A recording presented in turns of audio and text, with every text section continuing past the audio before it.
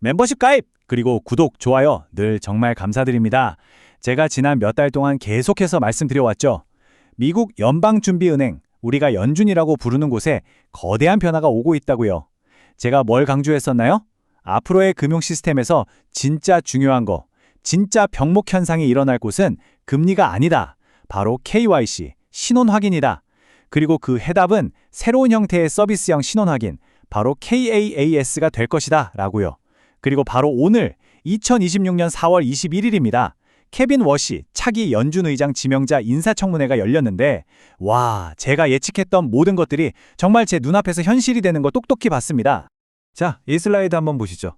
정말 상징적이지 않습니까? 왼쪽은요, 대부분의 사람들이 보던 겁니다.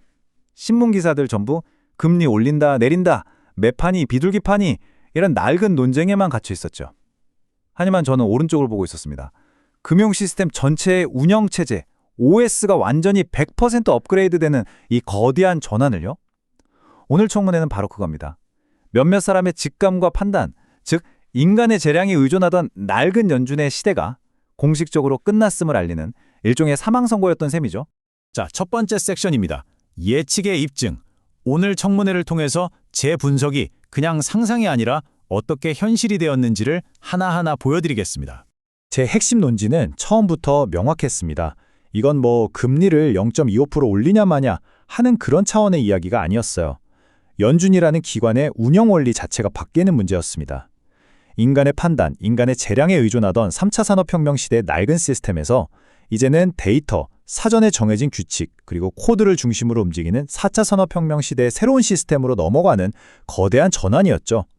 제가 예전에 공유드렸던 금리 결정의 시대는 끝났다. 그리고 워시의 자율주행 연준 같은 보고서들에서 이 모든 흐름을 이미 상세하게 다 설명해드렸습니다. 그리고 오늘 그 모든 게 현실이 된 겁니다. 그럼 두 번째 섹션, OS의 변화입니다. 이제 우리의 초점을 금리라는 좁은 시야에서 벗어나서 시스템 전체가 어떻게 바뀌는지로 옮겨보겠습니다. 기존의 연준 모델은요, 이제 완전히 부서졌다고 봐야 합니다. 한번 생각해보세요. 계좌와 계좌가 은행 없이 직접 거래하는 A2A, 기계와 기계가 알아서 거래하는 M2M 경제, 그리고 1년 365일 24시간 쉬지 않고 돌아가는 토큰화 시장이 이미 현실이 됐습니다. 이런 세상에서 한 달도 더 지난 낡은 데이터를 가지고 몇몇 똑똑한 사람들이 회의실에 모여서 토론하고 방향을 정하는 방식, 이게 과연 의미가 있을까요? 절대 없죠. 그건 이제 박물관에나 가야 할 구시대의 유물일 뿐입니다. 제가 왜 케빈 워시를 단순한 차기 의장 후보가 아니라 낡은 연준을 완전히 재설계하는 설계자라고 봤는지 바로 이 한마디가 모든 걸 증명합니다. 그는 오늘 청문회에서 2021년과 2022년 그 끔찍했던 인플레이션에 대한 연준의 대응을 치명적인 정책 실수라고 단언했습니다. 여러분, 이건 그냥 우리가 좀 잘못했네요 정도의 반성이 아닙니다. 낡은 시스템에 대한 공식적인 사형 선고이자 이제부터 시스템 전체를 완전히 갈아엎겠다는 선전포고인 셈이죠. 자, 이 표를 보시면 앞으로의 변화가 한눈에 딱 들어옵니다. 왼쪽이 우리가 알던 전통적인 연준입니다. 소수의 위원들이 모여서 이런저런 상황을 보고 정성적으로 판단을 내리죠. 돈을 푸는 양적 완화, QE나 걷어들이는 양적 긴축, QT 같은 대차대조표를 주무르고 점도표 같은 걸로 앞으로 이렇게 할 거다라고 시장에 미리 알려주고요. 하지만 오른쪽의 워시 독트린 연준은 완전히 다릅니다. 결정은 사전에 정의된 규칙과 실시간 데이터에 따라 거의 자동으로 내려지고요. 주요 정책 도구는 금리입니다. 시장에 대한 사전 예고는 최소화하고 데이터로 투명하게 보여주죠. 그리고 가장 중요한 거, 연준은 이제 오직 물가 안정과 최저 고용이라는 본연의 임무에만 집중하게 됩니다. 워시가 제시한 개혁안은 아주 구체적이고 명확합니다. 첫째, 인플레이션에 대응하는 낡은 방식을 버리고 완전히 새로운 틀을 만들겠다. 둘째, 점도표처럼 시장의 손을 잡고 하나하나 이끌어주는 식의 친절한 소통은 줄이겠다. 셋째, 연준은 기후변화나 사회문제 같은 분야에 기웃거리지 말고 오직 물가와 고용이라는 자기 할 일에만 집중해야 한다. 넷째, 특정 자산가에게만 유리할 수 있는 대차대조표 정책 대신 경제 전체에 공평하게 영향을 미치는 금리를 주요 정책 도구로 삼겠다. 이것이 바로 새로운 연준의 설계도입니다. 이제 세 번째 섹션입니다. 미국의 거대한 설계. 사실 지금까지 이야기한 연준의 변화는요, 미국이 그리고 있는 훨씬 더 큰 그림의 한 조각에 불과합니다. 제가 정말 오랫동안 연구하고 또 강조해온 첫 번째 핵심 기둥이 바로 이겁니다. 인간 재량의 시대가 끝나고 있다는 것. 과거에는 경험 많은 전문가, 똑똑한 소수의 판단이 모든 걸 결정했지만 4차 산업혁명 시대에는 이게 더 이상 통하지 않습니다. 이 새로운 시대의 격언은 아마 이것이 될 겁니다. 인간의 판단은 버그이고 코드가 곧 진실이다. 그리고 워시 청문회는 바로 이 거대한 전환의 출발 신호탄이었던 거죠. 이 타임라인을 한번 보세요. 정말 놀랍지 않습니까? 미국 정부는 완벽한 법이 만들어지길 기다리면서 시간을 허비하지 않았습니다. 2025년 1월 백악관이 행정명령으로 개인의 디지털 자산 소유권을 국가 차원에서 보호했고 7월에는 스테이블 코인을 위한 연방 프레임워크인 지니어스 법안을 통과시켰습니다. 12월 금융안전감독위원회는 디지털 자산을 더 이상 위험한 것이 아니라 중요한 시장 발전이라고 공식적으로 제정했고요. 바로 지난달에는 모든 금융감독기관들이 모여서 토큰화된 자산도 기존 자산과 차별 없이 대우하겠다고 선언했습니다. 이 모든 게 불과 1년 남짓한 시간 동안 일어난 일입니다. 이게 바로 미국의 속도전입니다. 이것이 바로 제 연구의 두 번째 기둥입니다. 미국은요, 의회에서 법안이 통과될 때까지 몇 년씩 기다리면서 시간을 낭비하는 나라가 아닙니다. 행정부와 규제 당국이 먼저 치고 나가서 새로운 금융의 철로, 즉 온체인 레일을 그냥 깔아버립니다. 논쟁의 시대는 끝났습니다. 지금은 실행의 시대인 거죠. 자, 네 번째 섹션입니다. 그렇다면 이 모든 시스템 업그레이드의 궁극적인 목표, 이 새로운 달러가 향하는 최종 목적지는 과연 어디일까요? 정답은 바로 기계를 위한 경제입니다. A2A, 즉 계정 대 계정 직접 거래, 그리고 M2M, 기계 대 기계 거래가 바로 그 핵심입니다.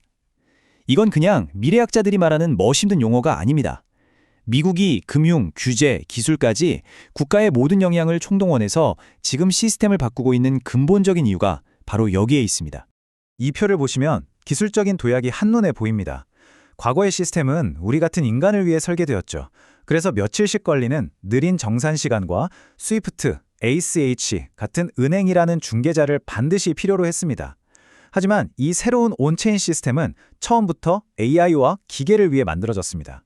1년 365일 24시간 실시간으로 중간에 끼는 중개자 없이 직접 가치를 주고받으며 모든 것이 자동화되고 프로그래밍이 가능하죠. 이것이 바로 제 연구의 세 번째 기둥입니다. 이 모든 변화의 최종 목적지는 바로 A2A와 M2M 경제라는 것. 연준이 만든 실시간 결제 시스템 FedNow가 공식적으로 A2A 전송 기능을 포함시킨 건 결코 우연이 아닙니다. 이 새로운 철학의 시작을 알리는 명백한 증거죠. 미국은 지금 인간이 아닌 AI 에이전트와 수많은 기계들이 사용할 새로운 달러 고속도로를 깔고 있는 겁니다. 그리고 바로 여기서 정말 심오하고 근본적인 변화가 일어납니다. 달러라는 권력의 기본 단위 자체가 바뀌는 겁니다. 과거 3차 산업혁명 시대에는요, 달러의 힘이 미국 정부에서 출발해서 각국의 중앙은행 그리고 시중은행을 거쳐서 우리 같은 사람들에게 전달됐습니다. 일종의 국가 OS였죠. 하지만 새로운 시대에는요, 미국에서 바로 온체인 레일을 타고 개인의 디지털 지갑으로 힘이 직접 전달됩니다. 국가 OS에서 지갑 OS로의 거대한 전환입니다. 이게 그냥 저의 추측이나 상상이 아니라는 영수증이 바로 이 슬라이드에 있습니다. 이 정책들을 보세요. 2025년 백악관은 개인이 은행 같은 중개자 없이 자신의 디지털 자산을 직접 통제할 권리, 즉 셀프 커스터디를 국가 차원에서 보호하는 동시에 전 세계적으로 달러 스테이블 코인을 키우는 걸 정책 목표로 삼았습니다. 금융안전감독위원회는 이게 바로 글로벌 결제를 위한 것이라고 확인 도장까지 찍어줬죠. 한마디로 미국 정부는 의도적으로 전 세계 모든 사람들이 개인 지갑을 통해 달러를 사용하는 시스템을 만들고 있는 겁니다. 자, 이제 거의 다 왔습니다. 마지막 퍼즐 조각을 맞출 시간입니다. 지금까지 우리가 살펴본 이 완벽하고 자동화된 온체인 금융 시스템의 설계도를 전부 펼쳐놓고 보니까 딱 한 가지 아주 중요한 질문이 남습니다. 이 모든 것이 물 흐르듯 완벽하게 작동하기 위해서 단 하나도 빠져서는 안 될 절대적으로 필요한 핵심 요소는 과연 무엇일까요? 정답은 바로 신원, 아이덴티티입니다. 모든 것이 자동화된 세상에서는요, 지금 거래하고 있는 저 상대방이 누구인지 혹은 무엇인지를 아는 것이 모든 것의 시작이자 끝이 됩니다. 이것이 바로 제 연구의 마지막, 그리고 가장 중요한 기둥입니다. 대부분의 사람들이 여전히 코인 가격 차트에만 매달려 있을 때 저는 계속해서 말씀드렸습니다. 이 새로운 시스템의 진짜 병목, 진짜 권력은 가격이 아니라 신원에서 나온다고요. 이 새로운 시스템의 문을 열고 닫는 진짜 힘은 바로 이 신뢰와 신원 확인 계층을 통제하는 자에게 있습니다. 아니, 왜 신원이 그렇게까지 중요할까요? 기계와 기계가 알아서 거래하는 세상에서 우리는 반드시 알아야 합니다. 지금 나와 거래하는 저 AI가 정말 허가된 개인의 소유인지, 저 회사가 합법적인 참여자인지, 저 지갑이 검증된 단말기인지를 말입니다. 앞으로 수억, 수십억 개의 지갑이 전 세계에서 실시간으로 거래하게 될 텐데 이 엄청난 규모의 신원 확인을 어떻게 감당할 수 있을까요? 예전처럼 은행 창구 뒤에서 서류나 뒤적이며 하던 KYC, 고객 신원 확인과 KYB, 기업 신원 확인이 이제는 네트워크 전체의 보안을 책임지는 가장 중요한 핵심 프로토콜이 되는 겁니다. 자, 이제 마지막 섹션입니다. 지금까지 흩어져 있던 모든 조각들을 하나로 모아서 완성된 그림이 어떻게 생겼는지 보여드리겠습니다. 이것이 바로 새로운 금융 시스템의 전체 구조, 금융 스택입니다. 4단계로 아주 간단하게 정리되죠. 첫째, 규칙 기반의 새로운 연준이 시스템의 안정적인 엔진이 됩니다. 둘째, 24시간 돌아가는 온체인 자산과 스테이블 코인이 그 위를 달리는 레일 역할을 하죠.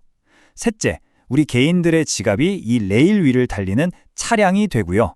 그리고 마지막으로 가장 중요한 네 번째, 프로토콜 수준의 신원 확인 시스템이 이 모든 것을 통제하는 관문 역할을 하게 됩니다.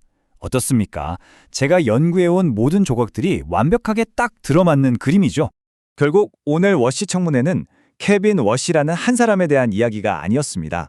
미국이라는 국가가 3차 산업혁명 시대의 낡고 느린 금융 운영체제를 통째로 버리고 AI와 기계가 중심이 되는 A2A, M2M 시대를 위한 새로운 운영체제로 갈아타는 이 거대한 전환 과정에서 가장 눈에 띄는 하나의 신호탄이었을 뿐입니다.